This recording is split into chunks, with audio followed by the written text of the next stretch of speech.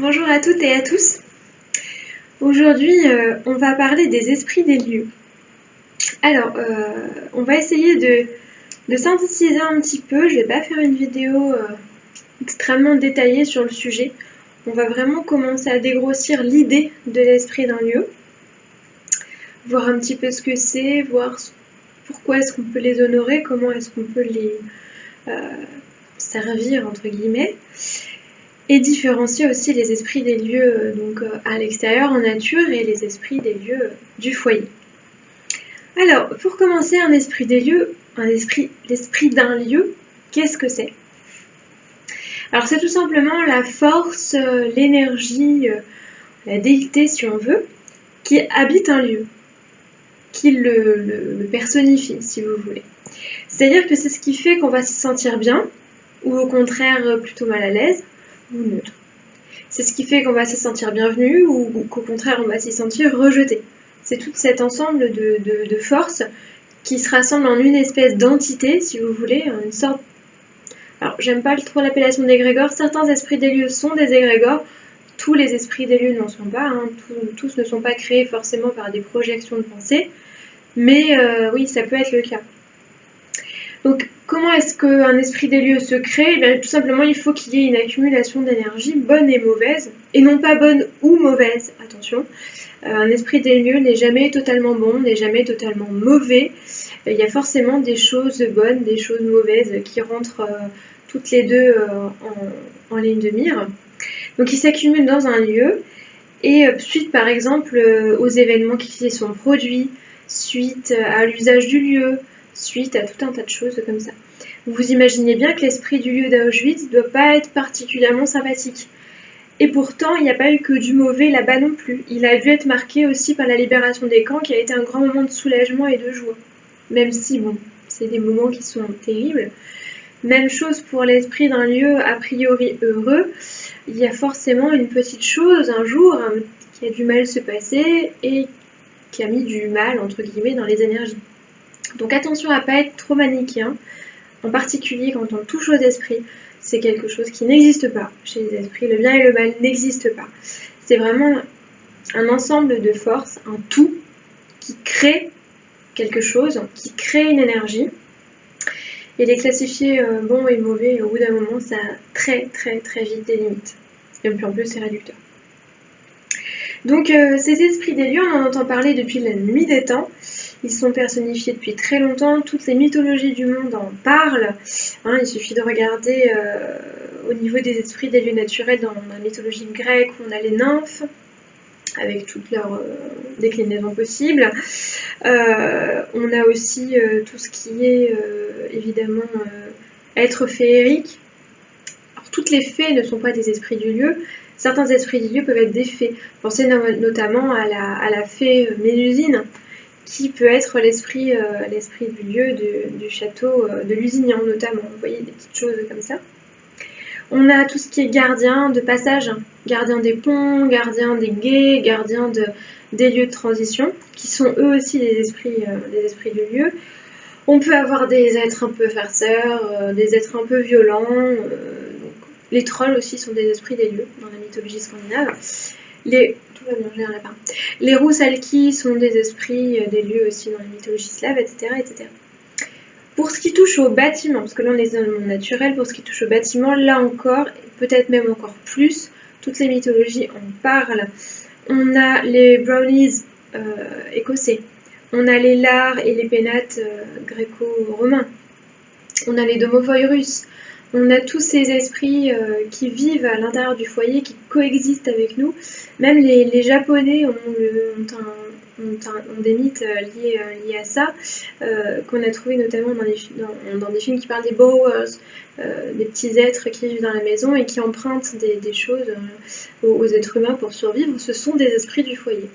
Donc toutes ces petites choses avec lesquelles on coexiste, avec lesquelles on cohabite, que ce soit chez nous, que ce soit chez les autres ou en dehors, tout ça, ce sont les esprits des lieux. Donc ils sont partout, ils sont nombreux, ils sont relativement répandus, on va dire. Chaque lieu peut avoir un esprit, même des lieux extrêmement récents. Alors, du coup, pourquoi honorer ces esprits-là par exemple, plutôt qu'honorer certains dieux, qu'honorer des esprits plus étendus, à l'influence plus forte. Alors plusieurs raisons à ça. Déjà, l'évidence, ils sont très facilement accessibles. C'est-à-dire qu'ils sont proches, ils sont souvent vivaces, assez faciles à ressentir. L'impression qu'on a quand on rentre dans un lieu, elle est souvent due à l'esprit du lieu. Évidemment, il y aura moins de distance avec eux, et de distraction due à l'ego, évidemment, qu'avec une divinité. C'est-à-dire qu'on a plus tendance à chercher des signes un peu nébuleux, quelquefois en lien avec une divinité quand on cherche à la contacter, alors que les esprits des lieux sont moins subtils. Donc les signes vont être beaucoup plus clairs, et on sera moins tenté d'essayer de tout raccrocher à des signes genre j'ai vu un oiseau ce matin, ça doit être un signe de tel dieu, alors que peut-être simplement parce qu'il y a un nid pas loin. Voilà, l'esprit du lieu va avoir un langage beaucoup plus simple, beaucoup plus direct et accessible que la divinité. Et vous n'aurez pas à attendre ces signes pendant très longtemps. Vu que l'esprit travaille dans son lieu, il vous entendra tout de suite. Il n'y a pas vraiment cette distance qu'on peut avoir avec la divinité, puisque l'esprit, vous allez chez lui directement, vous êtes sur ses terres, vous êtes en contact direct avec lui. Il faut dire aussi que ces esprits peuvent être très utiles quand on cherche à connaître un peu mieux son environnement, parce qu'ils sont reliés à leur pagus, à leur terre, et par conséquent à la vôtre, si vous habitez proche de l'endroit où réside l'esprit aussi, voire au même endroit. Donc ce sont des esprits qui habitent des lieux qui vous sont familiers en général, qui aident à mieux comprendre et honorer son environnement, parce qu'ils le connaissent très bien. Vous pouvez en savoir beaucoup sur votre environnement au travers du travail avec ces esprits. Vous pouvez en apprendre beaucoup sur l'histoire, sur les énergies, puis ça peut vous aider pour votre pratique magique aussi. Bref, vous allez apprendre beaucoup sur votre pagus, sur vous-même aussi, au travers de leur travail. Il faut savoir que ce sont des esprits qui répondent assez souvent favorablement à vos demandes et à vos demandes de contact en particulier. On ne parle pas tout de suite de leur demander des trucs. Ne soyez pas non plus là-dedans. Ne vous adressez pas à une entité, à un esprit, à une divinité que pour lui demander des trucs. Ça, c'est un écueil, mais complet. Ça sert à rien. C'est comme si vous allez voir votre voisin uniquement pour lui rendre un service. Au bout d'un moment, votre voisin, il va vous dire « Oh, ça va, c'est bon, toi, tu m'en rends jamais des services, ça suffit. » Allez voir votre voisin pour lui dire bonjour et pour prendre de ses nouvelles. Allez voir votre voisin pour voir s'il n'a pas besoin d'aide. Avec les esprits, c'est pareil. Et avec les divinités, c'est valable aussi. Donc, cela dit, dès que vous demanderez à entrer en contact avec eux, les esprits du lieu ont tendance à répondre plus facilement et plus favorablement que les divinités qui, quelquefois, peuvent vous envoyer chier, proprement, faut bien dire ce qui est, voire ne pas vous répondre du tout. Parce que vous êtes proche d'eux. Vous êtes au même endroit. Et puis bon, vous êtes là, ils sont là, on se croise. En gros, vous allez avoir plus de chances d'avoir une réponse favorable à votre bonjour de la part de votre voisin que de la part de Brad Pitt. On est d'accord. En plus, vous n'êtes même pas sûr que c'est Brad Pitt qui va répondre à votre lettre. Ça peut être son attaché de presse. Avec les divinités, c'est pareil. Donc, ils sont aussi, il faut dire une chose, bien moins sollicités que les esprits plus importants, ou les dieux, ou les déités. J'aime pas trop le terme de dieu, je l'utilise pour banaliser mon propos. C'est-à-dire que, techniquement, parmi tous les païens du coin, ou toutes les personnes qui sont ouvertes, toutes les personnes qui sont ouvertes à la communication, je vais y arriver, avec les esprits, si ça se trouve, vous êtes le seul à vouloir entrer en contact avec cet esprit-là. Vous pouvez être leur seul interlocuteur. Donc, du coup, il va être beaucoup plus disposé à vous répondre. C'est quand même agréable d'avoir, oh tiens, quelqu'un qui me parle, quelqu'un qui se soucie de moi, quelqu'un qui ne m'ignore pas. Un esprit des lieux, il voit passer, quand il est en nature, un nombre incalculable de gens à longueur de journée sans que personne lui prête attention. Si vous lui prêtez attention, vous imaginez bien que, il va se sentir quand même assez flatté, agréablement surpris. Donc, il va déjà être dans une disposition assez favorable pour vous répondre.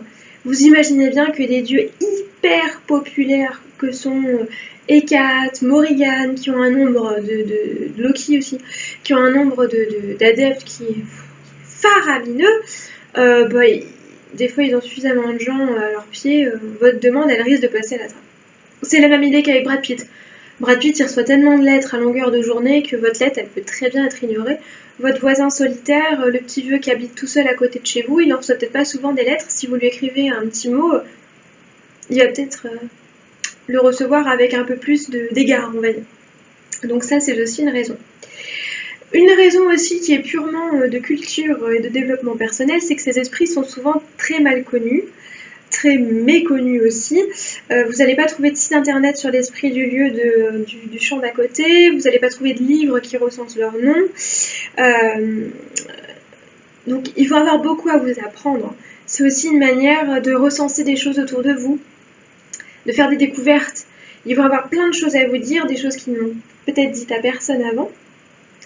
Et ça peut être très enrichissant quand on est dans un développement sorcier, païen, ou en tout cas de développement personnel. Donc c'est des choses qui peuvent être très intéressantes à travailler aussi. Il faut dire aussi que, étant donné que ce sont souvent des esprits simples, non pas dans un sens péjoratif, bien au contraire, mais dans un sens tout simplement technique, ce sont des esprits simples, ils vont avoir des besoins simples. Donc des besoins auxquels vous serez capable de répondre. Par exemple, un truc tout bête, nettoyer l'endroit. C'est quelque chose que vous êtes capable de faire. Vous êtes capable de prendre un sac poubelle, d'aller nettoyer un endroit. On y reviendra d'ailleurs sur l'idée de nettoyage, il y a des choses qu'il faut dire là-dessus. Vous êtes tout à fait capable de faire ça. Des dieux et des déesses beaucoup plus importants et imposants vont avoir des demandes, et s'en foutent des endroits, ils vont avoir des demandes beaucoup plus grandiloquentes, des missions à vous confier, de défendre quelque chose, des choses qui ne sont pas forcément à votre portée. Il faut bien dire ce qui est aujourd'hui, les gens qui sont choisis sur le volet par la Morrigan pour aller accomplir un exploit, ils sont rarissimes. Ils existent, évidemment, mais ils sont rarissimes. Et des fois, c'est complètement hors de la portée. Ce qu'un dieu ou une déesse comme ça peut demander, ça peut être énorme. Alors qu'un esprit du lieu, il ne va pas vous demander des choses très grandiloquentes. Il est attaché à son lieu, donc ça va souvent être des demandes attachées à ce lieu. Il va peut-être vous demander une offrande, il va peut-être vous demander de la compagnie, tout simplement, de réciter un poème, de jouer de la musique, de tromper son ennui, d'apporter des choses, de rééquilibrer quelque chose qui était déséquilibré. Bref, c'est des choses qui sont très naturelles, qui vont être très instinctives et qui vont être assez simples à mettre en œuvre, même si vous allez lui apporter beaucoup en faisant ça. Vous allez lui apporter autant en enlevant les détritus dans un coin que vous pourriez apporter à la Morrigan en remportant une lierre, par exemple. Vous voyez la distance et la différence qu'on peut avoir. Il faut aussi dire que plus un esprit est petit, plus les répercussions éventuellement négatives qu'il peut avoir sur votre vie seront moindres. C'est-à-dire qu'il ne pourra pas... on se rappelle, j'allais dire maudire, j'aime pas trop le terme, on se rappelle un petit peu d'Ulysse qui a légèrement vexé Poséidon.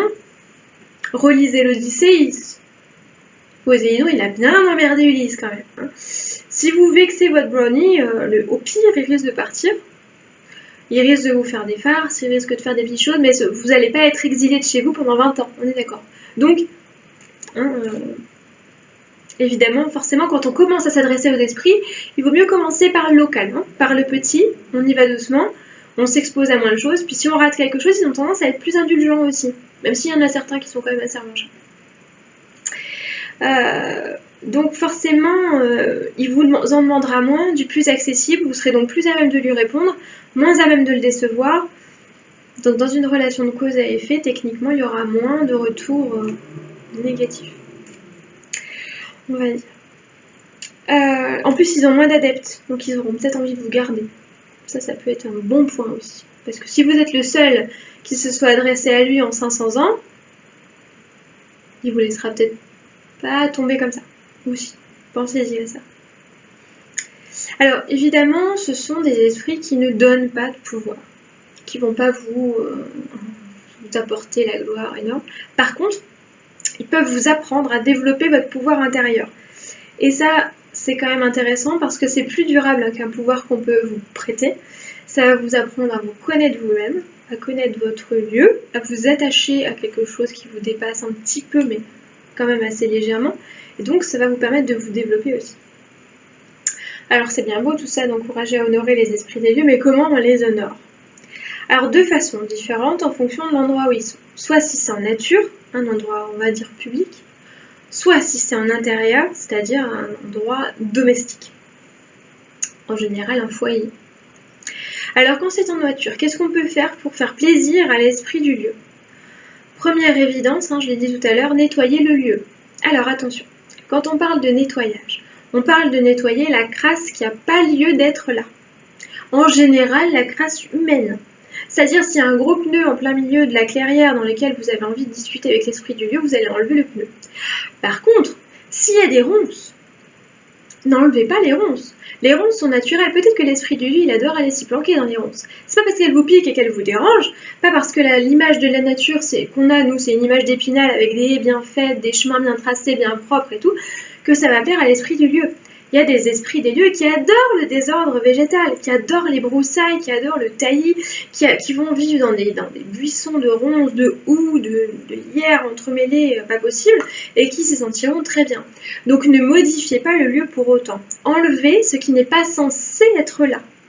C'est-à-dire les déchets, c'est-à-dire si vous trouvez des choses, voilà, des objets oubliés, des choses comme ça, des choses qui ne sont pas censées être là, qui peuvent salir, qui peuvent mettre en danger la vie des habitants du lieu, autre que l'esprit bien sûr, animaux et végétaux, donc voilà, des choses comme ça. Mais n'allez pas débroussailler avec un taille-haie parce que l'esthétique ne vous plaît pas. Changez de lieu. Alors évidemment, une des premier bon sens, deuxième recommandation de bon sens, c'est vous y comporter avec respect. Ne faites pas de tapage inutile. Ne faites pas d'actes destructeurs, avec les ronces notamment, laissez-les tranquilles. Si ce lieu est votre lieu de cueillette, vous cueillez toujours avec raison. C'est-à-dire que vous ne prenez pas tous les spécimens d'une même plante ou d'un même végétal ou d'un même champignon. Vous en laissez. En général, on prend 1 pour 3. Donc si vous avez 3 pieds d'armoise, vous en prenez 1, vous en laissez 2. On est d'accord, on n'en prend qu'un tiers. Et encore, sauf si c'est des espèces fragiles, on fait attention. Pour les espèces protégées, on se renseigne en mairie avant de cueillir. C'est une recommandation utile. Évidemment, quand vous prenez quelque chose, vous payez pour ce que vous avez pris. C'est du bon sens aussi. Vous faites une offrande en contrepartie de ce que le lieu vous a apporté. Ça devient extrêmement sombre. On va se faire un peu de lumière parce que le jour baisse, on est en fin de journée. On va s'allumer une loupiote supplémentaire. Si j'y arrive. Viens voir maman. Voilà. Donc, ça change tout, hein. Ça change la vie. Je vais en allumer derrière aussi. Hop. Ça rallume-toi. Voilà, ça c'est le moment impro. C'est du direct. On s'y fait. Je filme au moment où je peux, c'est comme ça. Allez, poulette. Choupinette, allume-toi. Merci. Oh, oui. En plus, il y en a qui font les difficiles. On va pas y arriver.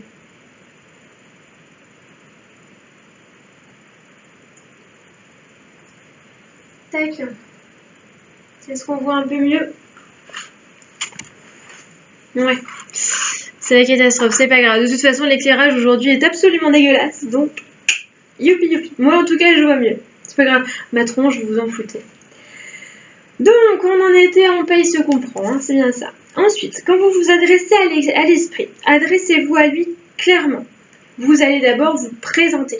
Ça paraît logique. On ne débarque pas comme ça dans la vie d'un esprit sans se présenter. Vous allez exposer votre démarche. Pourquoi vous entrez en contact avec lui? Qu'est-ce que vous attendez de lui? Qu'est-ce que vous avez à offrir? Vous allez lui demander poliment s'il est d'accord pour communiquer avec vous, voire vous apporter son soutien dans votre entreprise. Et vous allez attendre sa réponse que vous allez ressentir. Après, ça je ne pourrais pas vous dire comment interpréter les réponses. Ça va vraiment être des choses très différentes en fonction des esprits. Vous allez lui faire des offrandes à votre esprit. Alors les offrandes, pareil, vous allez voir ce qu'il préfère. Il faut faire des tests. Il faut tester des trucs. Vous n'avez pas le choix. C'est comme ça. On va essayer de tester des choses. Alors les offrandes les plus répandues, on a le miel, on a le lait, on a l'alcool. Alors parmi l'alcool, les préférés en général, c'est la bière, le cidre, le vin rouge. Pourquoi rouge? Parce qu'il rappelle la couleur du sang et donc le principe vital. L'hydromel. On peut avoir la vodka si vous travaillez avec certains esprits slaves, mais enfin vous n'allez pas en trouver beaucoup par ici. On a le pain, on a le sang, on a les cheveux. On a aussi la récitation d'un poème, une chanson, de la musique, un objet personnel chargé de son essence que l'on laisse. Donc voilà, vous faites des tests, vous essayez, vous voyez ce qui lui plaît le plus, vous restez à l'écoute et vous essayez de voir ce qui marche le mieux pour votre esprit, voire vous lui demandez. Peut-être qu'il vous répondra. Quand vous avez commencé à tisser un lien avec un esprit d'un lieu, il va falloir y aller régulièrement dans ce lieu pour garder ce lien intact. C'est comme avec les amis, ça s'entretient. C'est quelque chose que vous allez devoir entretenir comme une plante. Pensez à l'apprivoisement du renard dans Le Petit Prince. Il décrit très bien le fait d'apprivoiser. Alors c'est aussi valable pour les esprits, pour les gens aussi. On y va à heure fixe, on apporte quelque chose d'agréable, on essaye de faire en sorte que notre venue soit synonyme de moments de paix, de moments agréables. On fait des associations d'idées, etc. avec l'esprit. Alors, si vous voulez communiquer et rendre hommage aux esprits de votre foyer, comment est-ce qu'on fait? Premier bon sens, on entretient sa maison. Si vous laissez votre maison devenir un taudis de crasse immonde, forcément, votre esprit va pas être super content. Je vais essayer d'allumer notre lumière parce que c'est une catastrophe ce soir. En plus, ma caméra qui est d'une très très haute qualité, bon, ce sera pâle. Voilà, ce sera pâle. J'ai un temps cadavérique, ça va être super.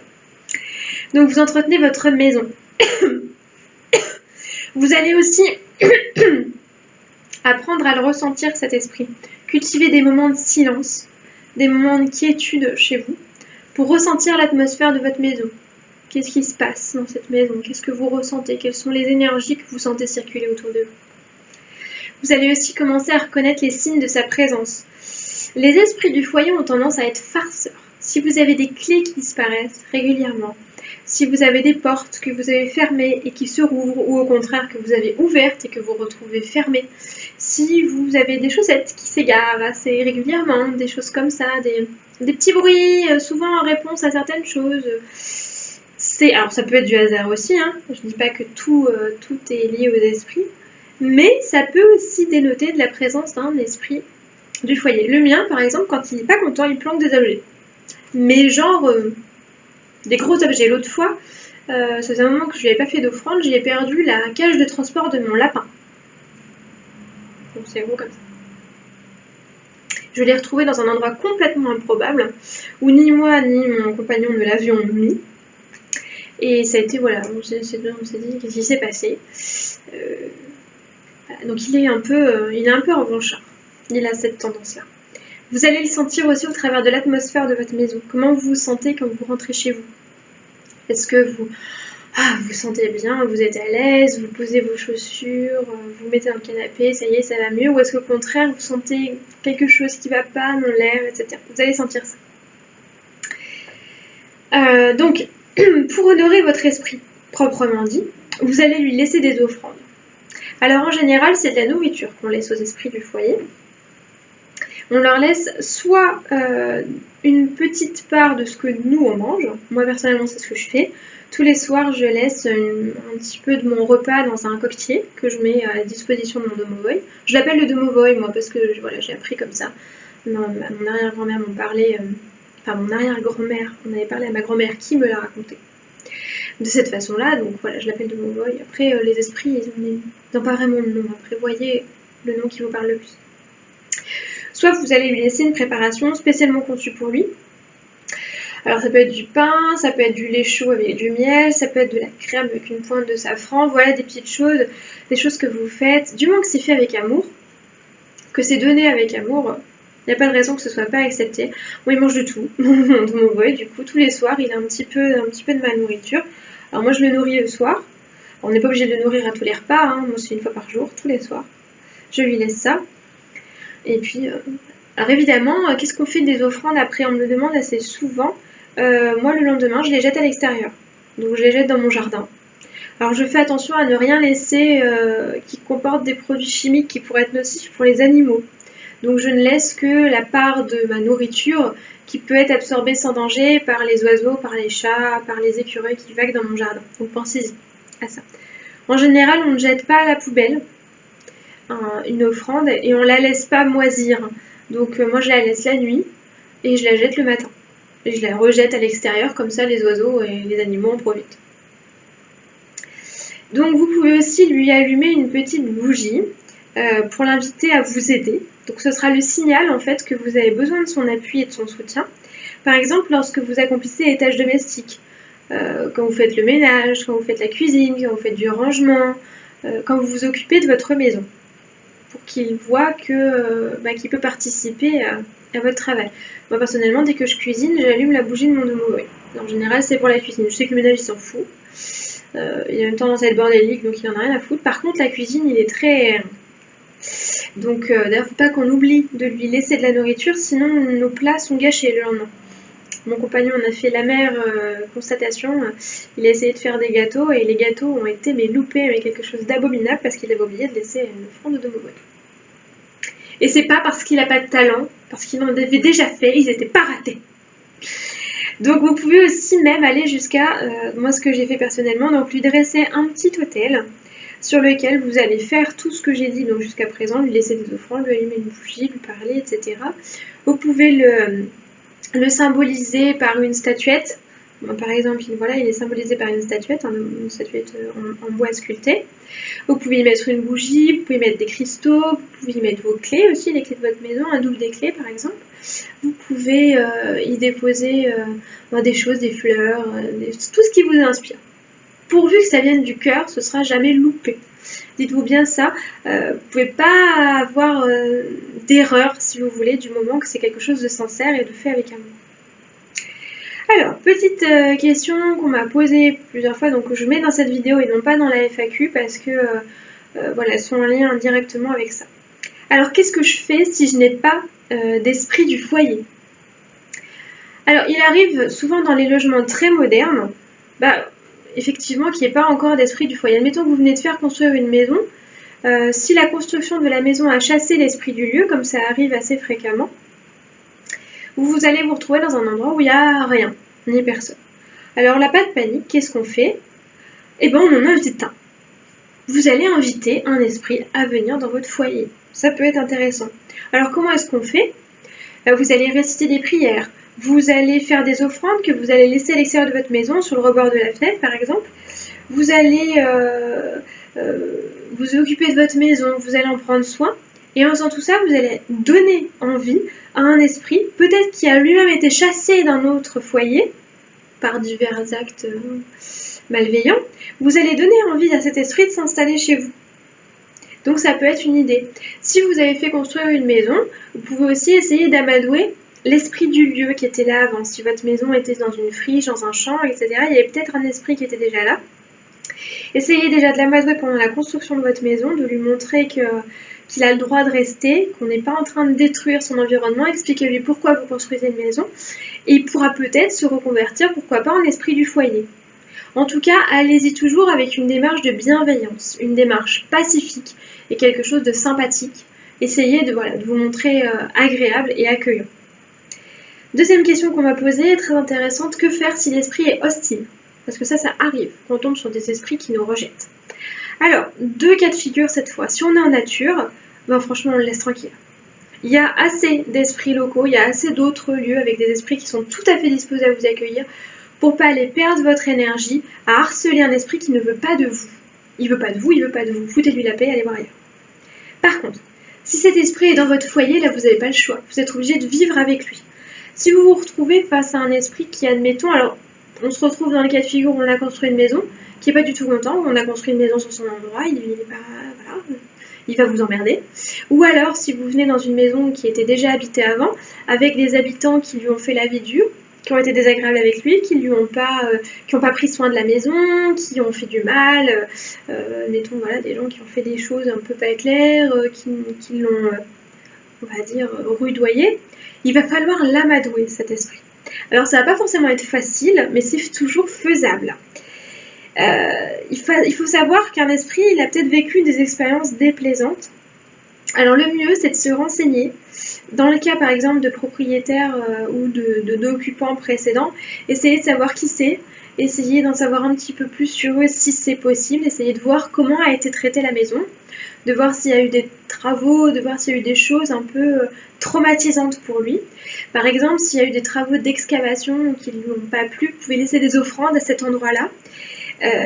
Et en tout cas, essayez toujours de lui expliquer et de lui montrer que vous allez agir différemment, que vous allez l'écouter, que vous allez lui prêter attention, qu'il a de l'importance pour vous, que vous n'allez pas le négliger. Brossez-le dans le sens du poil, essayez de vous dire que c'est comme un animal qui a été battu. Il faut lui redonner confiance. S'il a perdu confiance en la race humaine, vous allez lui redonner confiance. Vous allez lui montrer par vos actes et votre comportement que vous n'êtes pas comme les autres, que vous n'êtes pas comme ceux qui lui ont fait du mal précédemment, ou que si c'est vous qui lui avez fait du mal en construisant cette maison, que c'était involontaire et que vous vous en excusez. Multipliez les offrandes et les marques de respect, quitte à en faire trop, on peut dire, mais en tout cas essayez vraiment de l'approcher dans une démarche humble. Il faut toujours être humble avec les esprits des lieux, et avec une démarche surtout très progressive et très patiente. C'est comme avec un animal. Voilà pour cette première vidéo sur les esprits des lieux.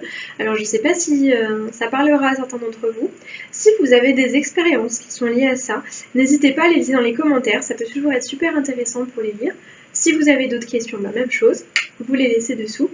Et puis en attendant la prochaine vidéo, je vous souhaite une très bonne journée, une très bonne soirée, une très bonne semaine en fonction du moment où vous me regarderez. Et je vous dis à très bientôt pour une nouvelle vidéo. Bye!